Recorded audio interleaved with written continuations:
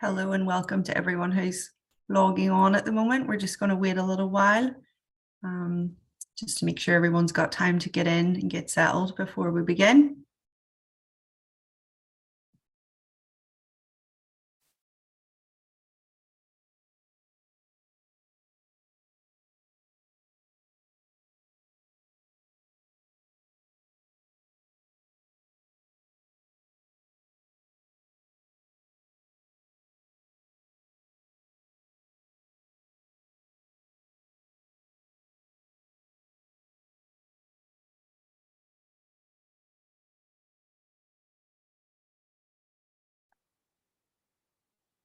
Okay, it looks like our numbers of participants, viewers are starting to settle a little bit. So hopefully it's okay to get started. We know that these are being recorded and uploaded to YouTube later. So there will be a way to catch up if you missed the beginning or you have to leave early. Kia koto, everyone. Leanne Ross Ingawa. I am the Chief Customer Officer at NetSafe, and we welcome you, Michael and I, to this session on children's privacy in Aotearoa, and some introductory level key considerations around this very complex topic, and some nuggets of practical advice for families, which you hope you'll be able to take away. Now, before I start, the Privacy Commissioner has asked us to read out a disclaimer, and so I'll just go through that briefly now for you. This webinar is brought to you for Privacy Week, an initiative supported by the Privacy Commissioner to promote the discussion of privacy. This presentation is independent of the Privacy Commissioner, and the views expressed are personal to the speakers. As the regulator, the Privacy Commissioner may have different views to those expressed in this presentation.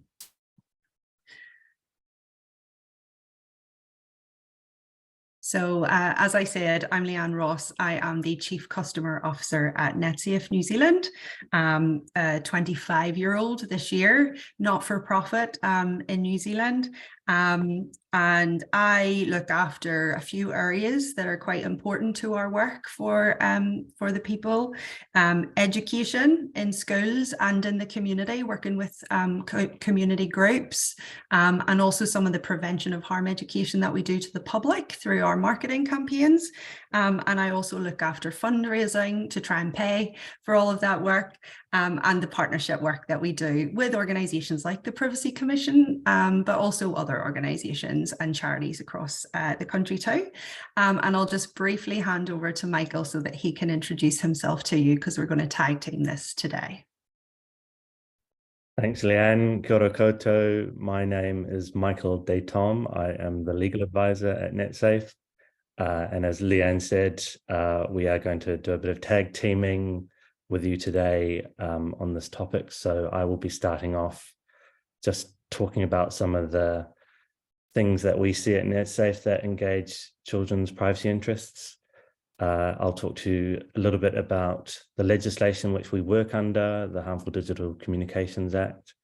I'll then hand you over to Leanne, who will take you through some more practical hints and tips. And then Leanne will hand back to me to finish off to talk about what you can do when things go wrong and how we at NetSafe can help or point you to the direction of other agencies who might be able to help. So shall we kick off, Leanne? Just to say a little bit about NetSafe. So NetSafe, as Leanne said, is a 25-year-old non-profit independent charity with a focus on online safety. So our purpose, as set out on the slide, is to support people in New Zealand, Aotearoa, to have safe and positive online experiences.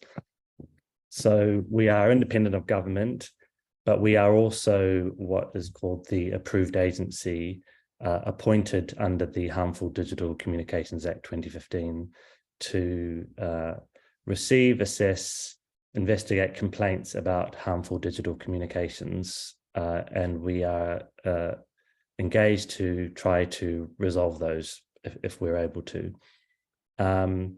We also have other functions, as Leanne said. We provide education, so we work with schools to educate people about online safety issues. And we work with other like-minded agencies, both domestically and internationally. So we work with internet platforms, for example, Facebook, Instagram, Google, to try to resolve issues involving online harm. So the focus of today's session is children's privacy. The focus is more about practical hints and tips. So we're not going to go through the law in depth. There was a seminar earlier this week presented by Nikki Chamberlain from Auckland University, which was about the law concerning children's privacy rights and the topic of sharenting. There will obviously be some crossovers in what Nikki discussed and what we discuss. But just so that everyone's clear that we're trying to focus on sort of practical hints and tips and the things that we see as NetSafe, the complaints that come into us. So I should have said at the outset that we receive reports from members of the public. We receive about 28,000 reports a year. So that covers all sorts of online harms. So financial scams at one end of the spectrum to online bullying, nasty comments in social media channels, that sort of thing. But some of the common concerns that we see concerning children and privacy online are set out on this slide. So we take a holistic approach to what we mean by privacy here. So, for example, online bullying, that's a common complaint to us, mostly involving children, but adults bully each other online as well. But when it comes to kids, in the olden days, children used to get bullied in the playground. It was physical, you could see it happening. That's all moved online now. And I think the privacy interest here is that, in the olden days, kids could leave school and they could leave their bully behind and they could go home to the safety and privacy of their own home. But now, with mobile phones, devices, the online bullying follows them around. It's in their pocket. So, it's intruding into their private and family life. Similarly, with unwanted contact, kids have the ability to speak to all manner of people online. They will sometimes be duped into speaking to people who are not who they say they are. And so that, the privacy interest here is, do children understand who they're speaking to? Are the settings on the device such that they can't be contacted when they don't want to be? Online gaming, that's an interesting one. What's the privacy interest here? Well, the platforms that we all use collect information about us. You'll be aware, no doubt, when you click on a website of the cookie settings. There's technology which watches us. So when it comes to children and the online gaming, these platforms are collecting information, collecting data about what the child is doing online. And the issue here is, does the child know that that's happening? Are the correct settings in place to ensure that only the right sort of data to use the app is being collected and nothing further? Another obvious one is sexting and nudes when it comes to privacy. We know that kids are sending nude pictures of themselves underage. That's a fact of life. But do you know what happens, or do your kids know what happens, or what can happen to those pictures when they get into the wrong hands? There's obviously a lot of peer pressure in children's peer groups to send pictures, but once the information is out there, once that picture is out there, it's potentially available to the world at large, and the control over that picture is gone. So there's a real interest, a privacy interest in ensuring that children know what they're doing and are aware of the risks and issues that arise when pictures get into the wrong hands. an interesting anecdote from an event I attended last night was that, once the toothpaste is out of the tube, you can't get it back in. Once you press send on a picture to your friends, you lose control of that. So, are children aware of what happens? Then, sorry, Leanne, go back to, then on the pornography, that and upsetting content, what's the privacy interest here? Well, again, it's about settings and making sure that children understand how technology works, how the internet works. So an interesting piece of research found that by age 12, 1 in 4 Kiwi children have been exposed to pornography online. But 71% of those did not seek that out. So they are being exposed to pornography, upsetting content when they're not looking for it. And that's intruding on their private and family time. So there's all sorts of privacy interests engaged when children are online. And our interest is ensuring that children and families know what these issues are and know what to do or explain things to their children. So moving on to talk about the Harmful Digital Communications Act in a bit more detail. So this is a piece of legislation from 2015. As I said earlier, NetSafe is the approved agency to deal with complaints about harmful digital communications under that act. We seek to resolve them as quickly as possible. So if someone complains to us, and I'll take you through in a bit more detail at the end of the presentation, but if someone complains to us, we try to give advice. We will point them to our excellent resources online, and we will help as best we can to resolve the issue. Now, the Harmful Digital Communications Act has what are called the communications principles. There are 10 of them, but there are a couple that I just wanted to point out in particular, which concern privacy. So communication principle 1 says that a digital communication should not disclose sensitive personal facts about an individual. So if someone is posting online a digital communication which is disclosing sensitive personal facts about a child, for example, then that may be a breach of that communication principle. Similarly, principle 7 says that a digital communication should not contain a matter that is published in breach of confidence. So again, if a digital communication is posted online, sent to you via WhatsApp, for example, that breaches confidence, then that's also potentially a breach. And so the way the Act works is that if a digital communication has breached one of the communications principles and that has caused harm, which is defined as serious emotional distress, then that can engage the approved agency as NetSafe to try to help resolve that complaint, and ultimately the matter could end up or go to the district court for an order to resolve the issue. So there are ways of dealing with complaints about harmful digital communications which breach privacy.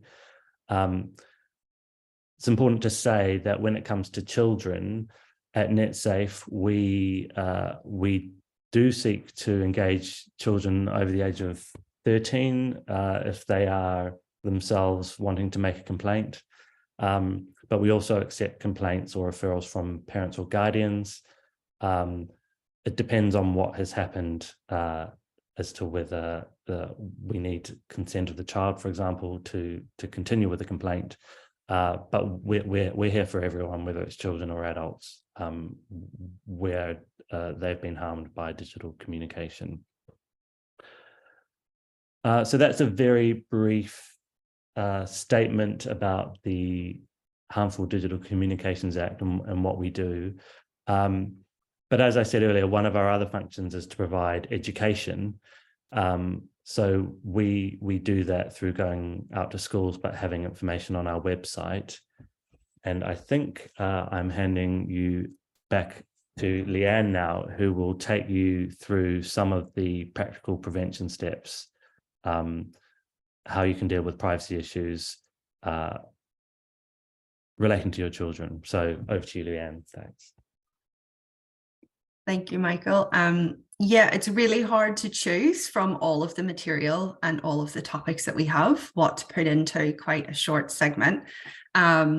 But as Michael said, we do have a lot of data from the reports that we receive, from working with all of our schools, and from our Youth Action Squad, which is kind of like NetSafe's Youth Council, a group of young people who inform a lot of our work and a lot of our campaigns. So we do have a rough idea what the main topics would be of concern, and therefore can direct you to some tips. There's some hyperlinks in here, so you might want a notepad and pen, or to go back through the recordings if you want to take them down, just to make sure you can find them. But our website does have a search button at the very, very bottom, and it is pretty good. If you put in a term like Snapchat, it will bring up all of the advice that we have around that, so don't fear. The quick thing that I just want to say, because Nikki did do a really good session earlier in the week on this, is just that the best thing that we can do in the home is role modeling when it comes to privacy. And by role modeling, we mean not just how we do things, but talking to kids about what we're doing and why. If we're taking a photo of them and sharing it, if we're filling in a form, everything from a census right through to shopping online, and why we're comfortable handing over a credit card detail there and not somewhere else. You know, where we're reading our news, all of that stuff. It's a really good way to have the awkward conversations and impart the education, is just to talk through it and to be honest when we don't know and say that we're unsure and maybe we should you know, research that together. Like, it's okay in this scenario as a parent to not have all the answers. So that was just something that I wanted to say up front, is that even role modeling the learning journey and going through and reading the articles with your children, depending what age they are, is a really good thing to show them to do, because sometimes the younger generation thinks they already have all the answers. The older generations, we feel like we don't, and that scares us and we have to put on a front, and neither of those two things are actually true. So one of the main resources that NetSafe has to help families and parents in particular is our online safety parent toolkit, which links out to a lot of other resources, but it takes you through a few basic steps. And those basic steps they sound really simple on the surface, but a lot of us don't actually put some of them into practice. So I just thought I would give some examples. The steps are understand, and then learn, and then explore together, come to an agreement, teach each other, role model, and then have a plan for when things go wrong. And Michael's obviously going to cover that part at the end. But when it comes to things like understand, that's really simple in terms of you're going to be learning about the risks yourself. As a parent, we all are. And again, that's just about asking young people as well what they feel are their concerns.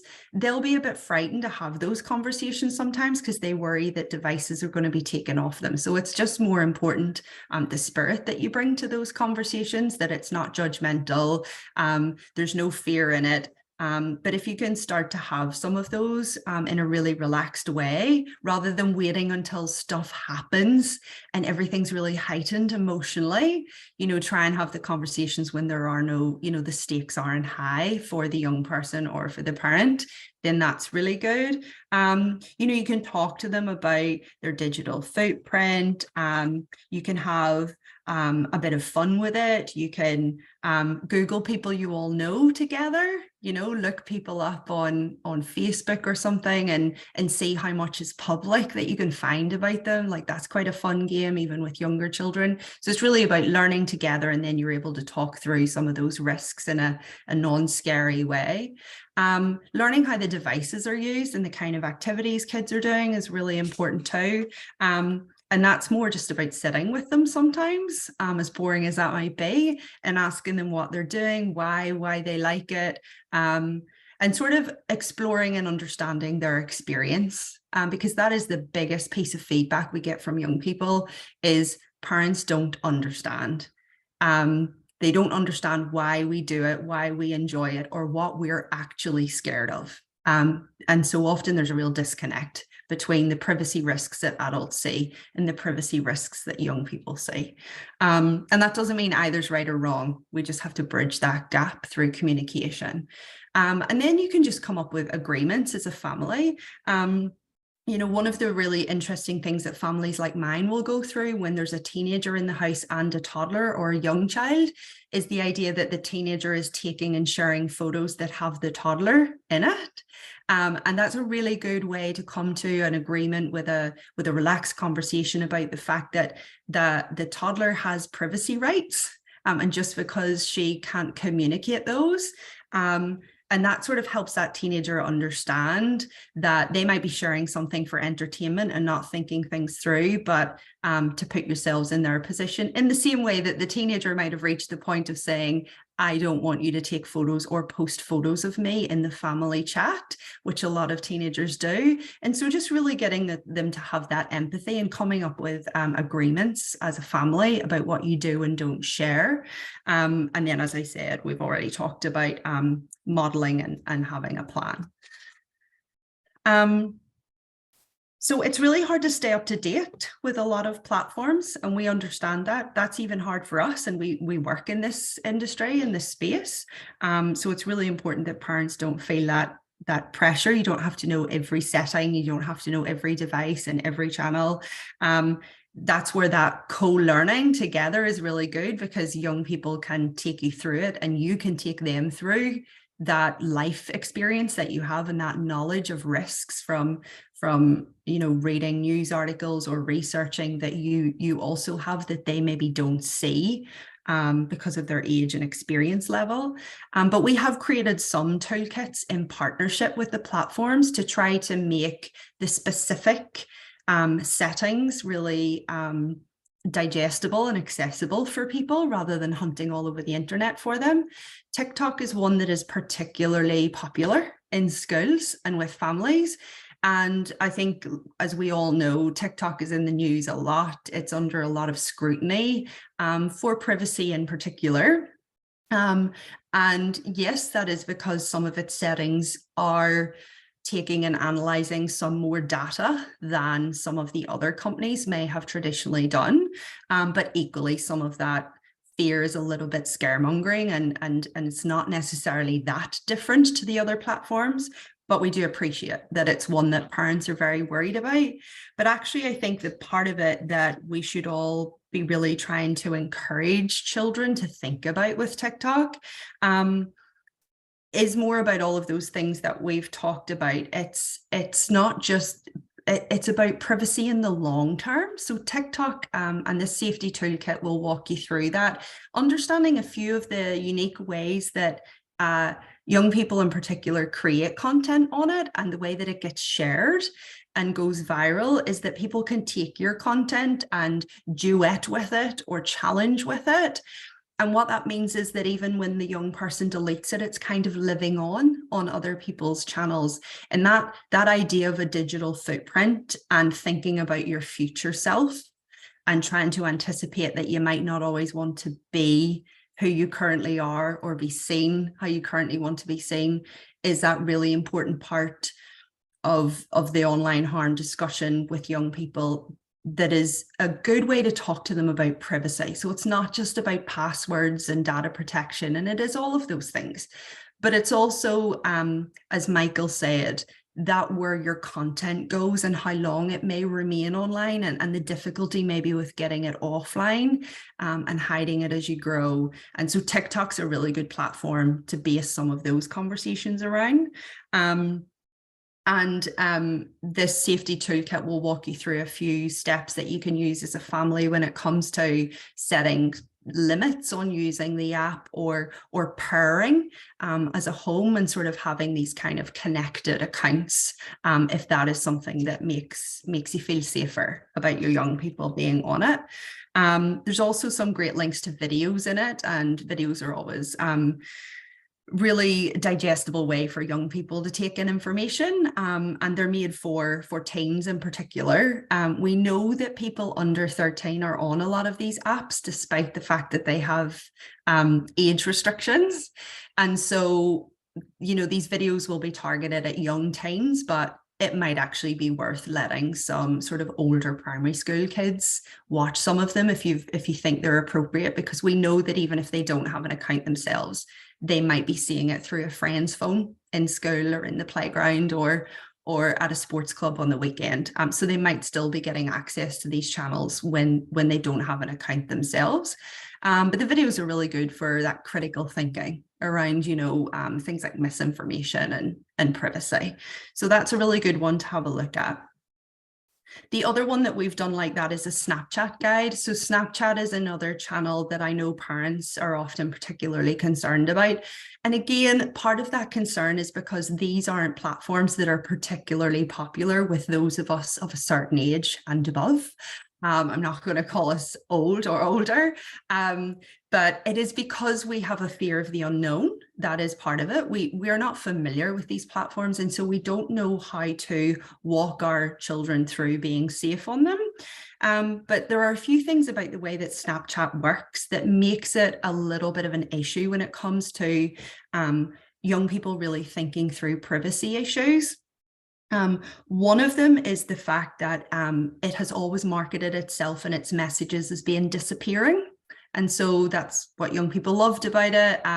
It wasn't a chain of photos and text that you could go back through. It was momentary flashes and replies, and then things would disappear. But young people understanding that you can still screenshot everything. And an awful lot of what we see when we go into schools, it will be screenshots of bullying that is disappearing, or reports. A lot of evidence when it comes to reports of harm will be screenshots of things. Someone has taken a photo of their screen.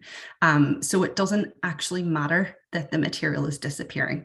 So that's a really good thing to talk through with young people.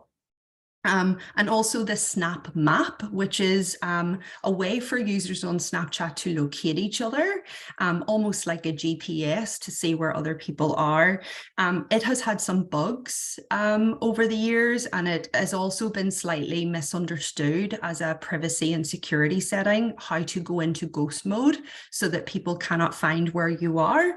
And there have been times where young people have been exposed to danger, and that danger could be everything from a bully wanting to find where they are to potentially they're in, you know, a domestic safety scenario with, you know, between parents, or where their location is really supposed to be secret. So those are quite, you know, serious repercussions from something like a setting, which, you know, there are guides for, and we have them.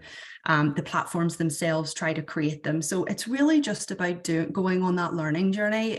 If your young person does want to be using these channels, or if you have a fear that your child who isn't yet of age is potentially dabbling, or their friends are dabbling, and you've seen that, and that's usually the trigger that it's a really good time to have the conversations.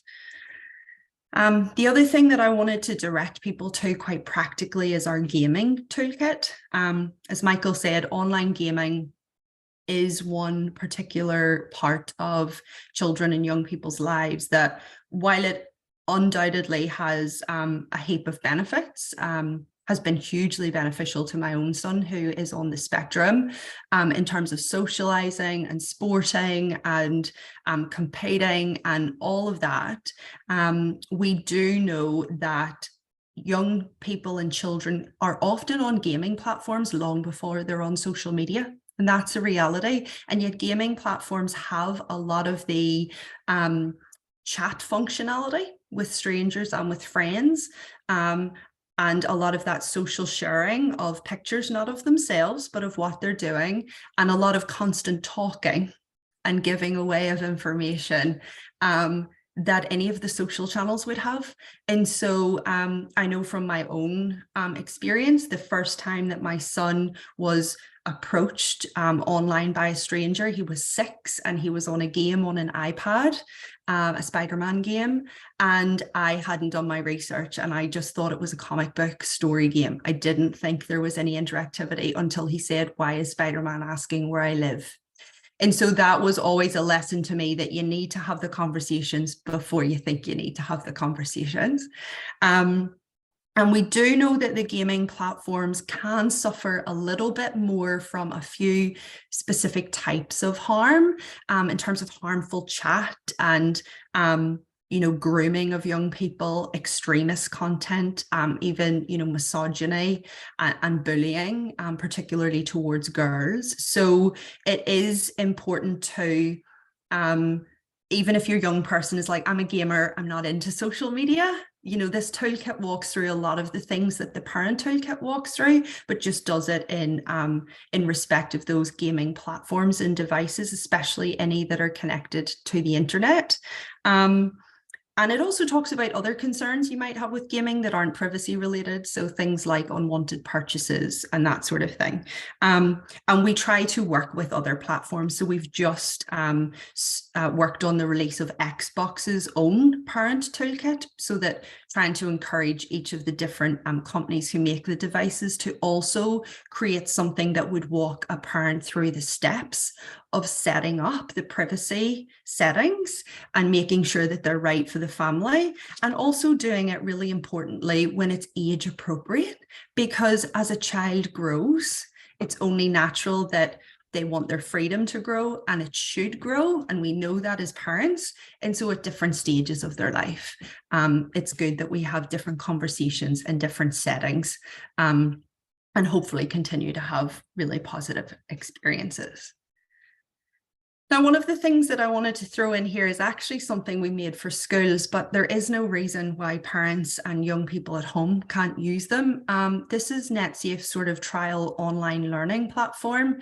The Ministry of Education funded us to create 6 sort of mini, they're not modules, they're less than 20 minutes to go through. They're a bit more like an interactive PowerPoint with some videos and some quizzes.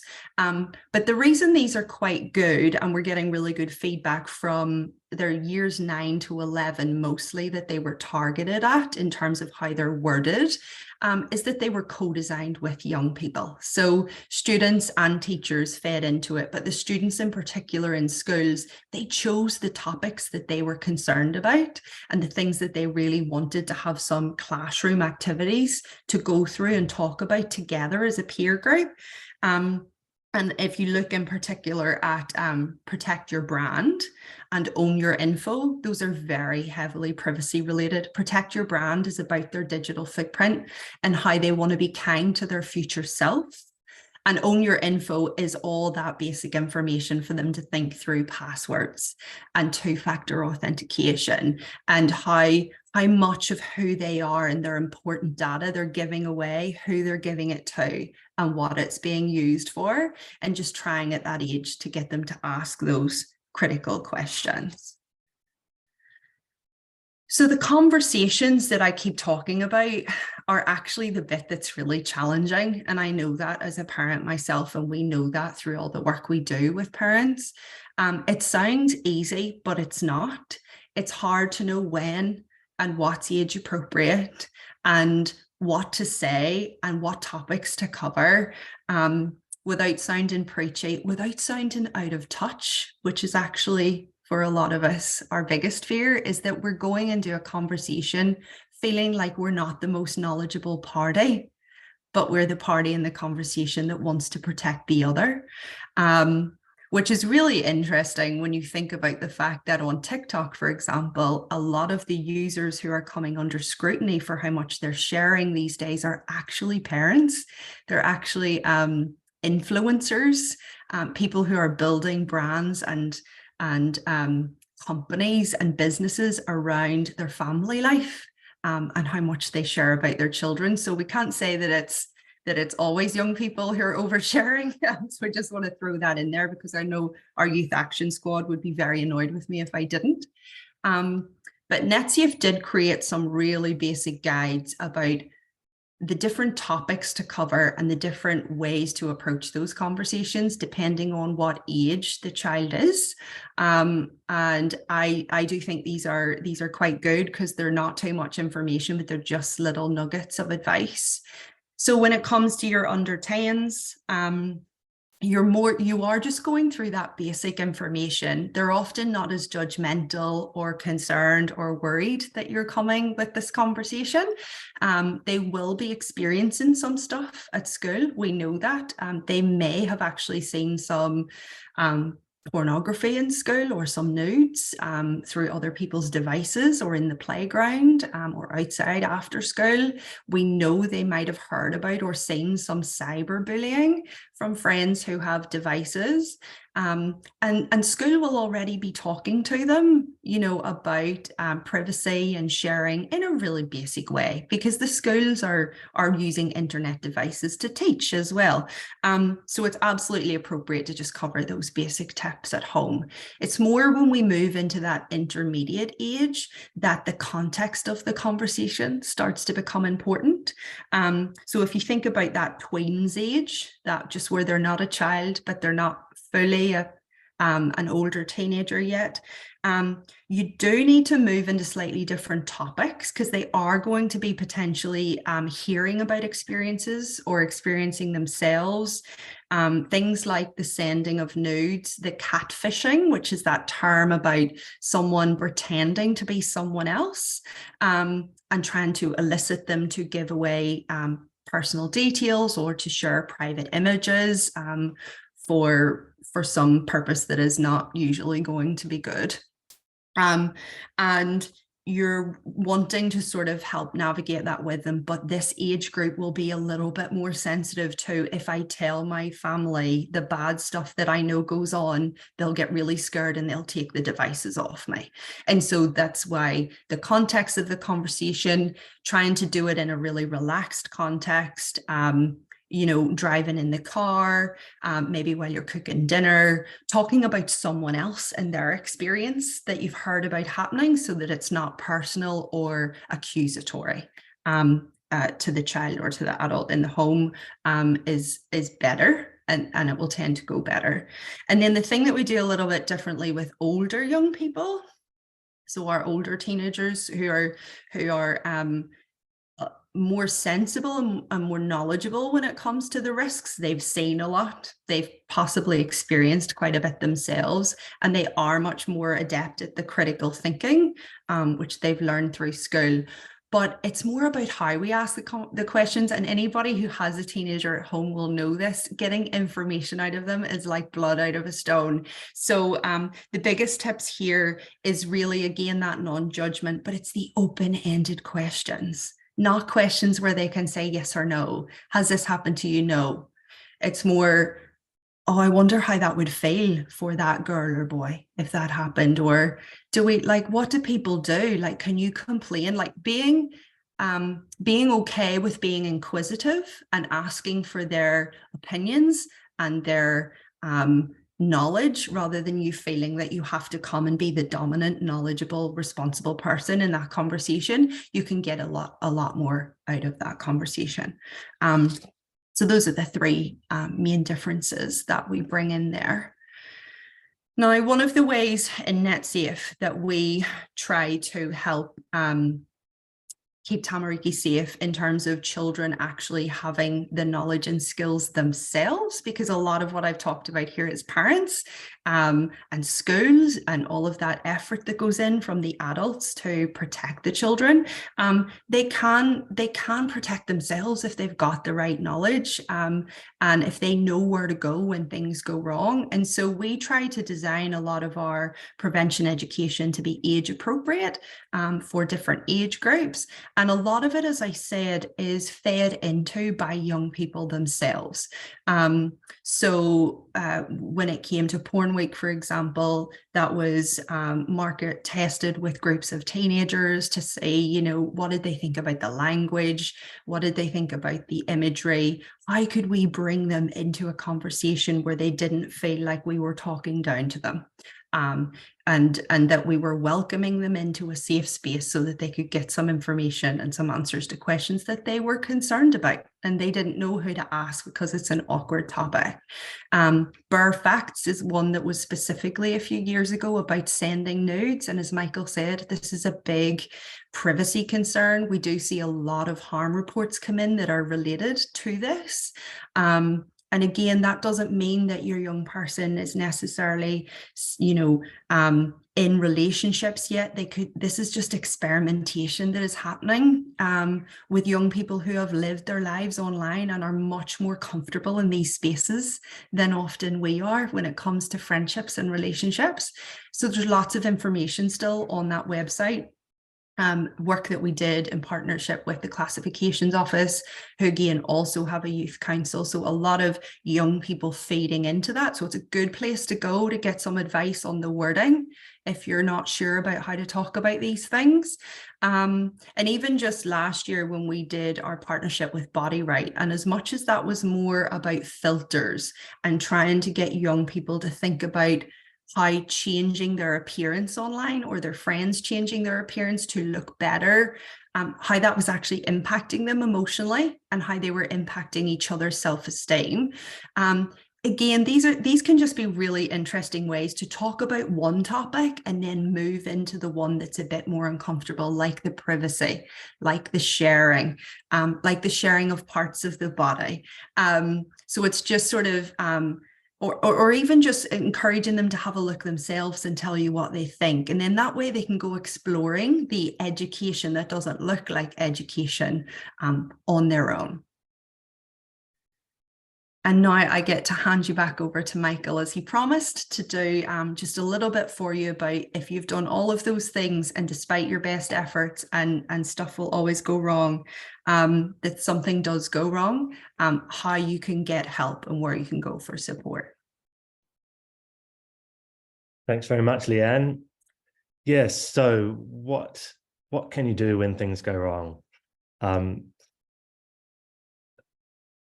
If the incident is serious, if you think your child is being groomed online, if you think they're being blackmailed, then our advice would be go straight to the police. The police have a digital safety team. They know about these issues. They're well equipped to respond. I mean, it's an unfortunate fact that one of the fastest growing online issues, online crimes that we are seeing is sextortion, and it's sextortion of young boys, young males, so sort of 12 to 14-year-old boys. You might not think it would be boys, you'd think it would be girls who would be targeted, but it's actually the boys we are finding who are being targeted. What we're seeing is that they form a friendship online with someone they think is a person they want to talk to. They create a relationship, they send their nudes, and then the perpetrator on the other side is revealed as not being who they say they are, and the kid is being asked or blackmailed essentially to send money, with the threat of the nude pictures being sent around, or to contacts or families. Now, yeah, again, if this is happening to you, or people or children that it's happening to, then please don't hesitate to contact the police. New Zealanders are not exempt. More often than not, the perpetrator is based overseas, but we know that there are New Zealand-based perpetrators as well who are doing this. For the less serious issues, I can call them those, complain to the platform. So all platforms, whether it's Instagram or Facebook or YouTube or other Google products, have the ability for you to complain to them about something going wrong. So all of these platforms have terms of service, they have terms and conditions about their use. And if those terms and conditions are not being complied with either by you as a user or by someone else, then you can make a complaint to the platform to seek redress. And that could be the content being removed or the perpetrator being blocked, for example. You can, of course, also report to NetSafe. So as I said at the outset, we receive complaints under the Harmful Digital Communications Act, but we are also, we also have a no wrong door, no wrong complaint policy. So if you're not quite sure whether your complaint falls under the HDCA, the Harmful Digital Communications Act, err on the side of caution and notify us. And we've got a great team who can take you through what options you might have. So we can be contacted via our website. We can be contacted via text message. So if your young person doesn't want to speak to someone on the phone, for example, or fill out a web form, they can send a text message. We have a live chat and a chat bot. So we aim to be as accessible as possible. And like I said, we have an excellent team who can take you through what the next steps might be. And if we're not able to help, then we can often give you advice about where you can go to if it's not NetSafe. Obviously, the Privacy Commissioner, who is the host of this week, may be able to help if there's an issue about your children's privacy. Privacy Commissioner is not concerned primarily with sort of domestic issues, so sort of sharing between friends and family. The Privacy Commissioner, there's a carve out in the Act in respect of those issues, but obviously there's a wealth of information and advice that the Office of the Privacy Commissioner can give if things go wrong. And then finally, just to say, if you are a teacher or an educator, we know that issues happen in schools, in Kura. We know that often it's the expectation that the school or the teacher will respond to that incident, whether it's online bullying or sharing of images without consent. We also have a resource to help educators deal with issues when things might go wrong.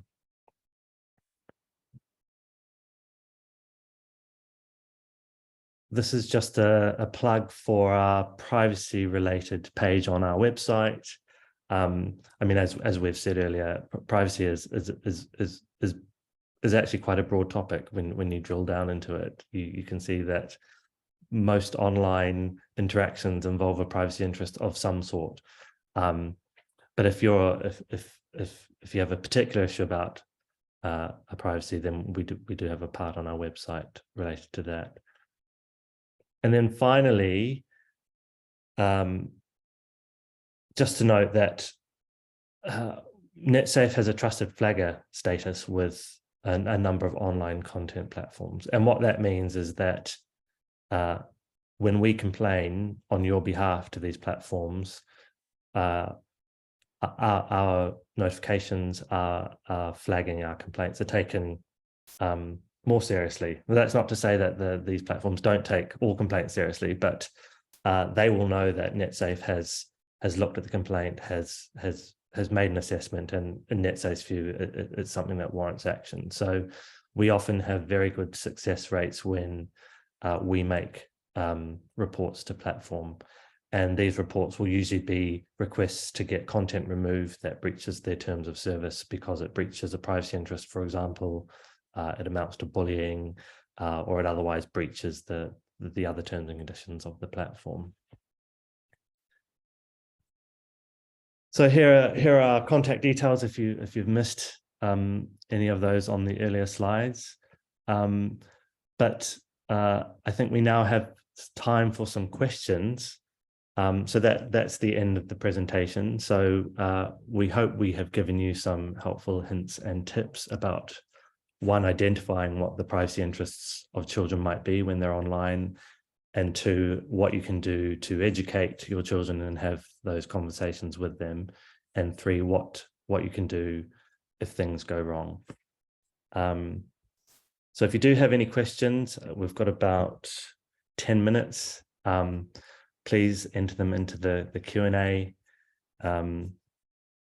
box on the platform, and we'll try to answer them as best we can.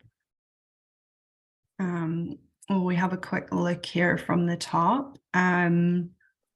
Is there not a common concern about giving private information that can be used to steal your identity, to fraud you? I think that's one you can probably speak to, Michael. I suppose it's that general concern, I'm assuming, about when we're online, the data we can give away that can actually be used by criminals. But I think it's actually, am I right in thinking the issue is more about the privacy and security settings that these platforms are adhering to so that the information doesn't get stolen, for example, or that's more what you're looking out for?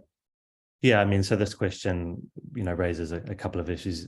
Yeah, do the platforms have appropriate security settings so that information can't be taken, stolen, or accessed by others? But also, when it comes to children, do children know when they're filling out forms that information? Do they know where it's going? Do they know it can be used by the platform or the company itself for other purposes, perhaps?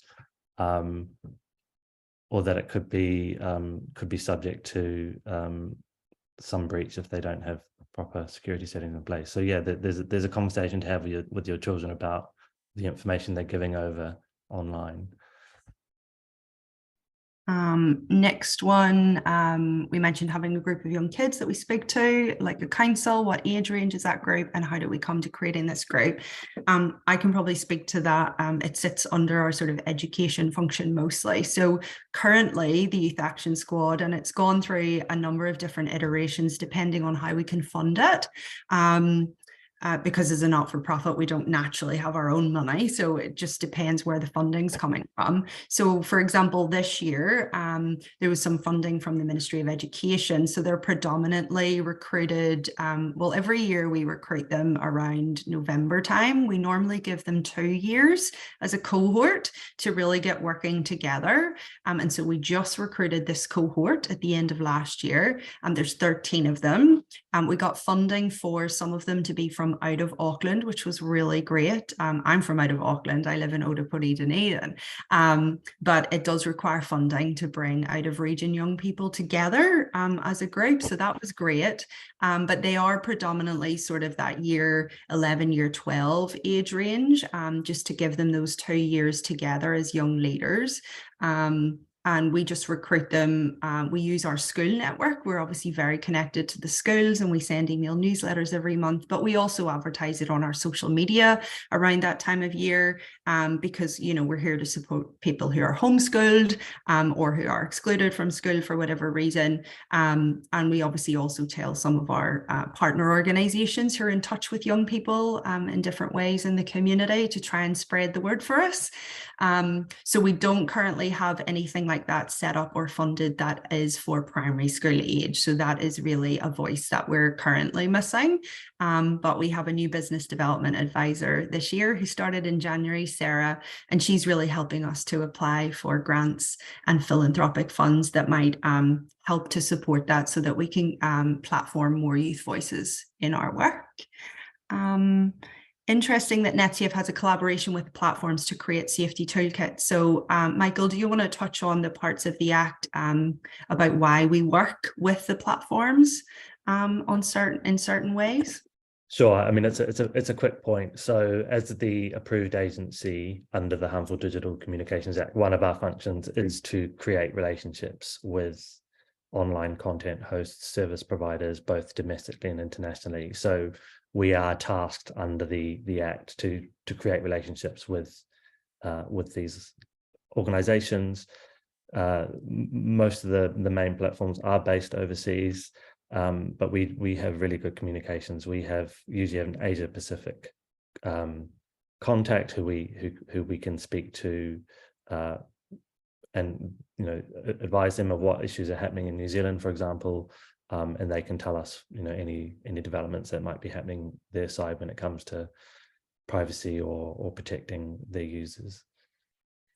Yeah, and I think from our point of view in terms of building things like the toolkits or online modules or any videos or how-tos that we might do with the platforms.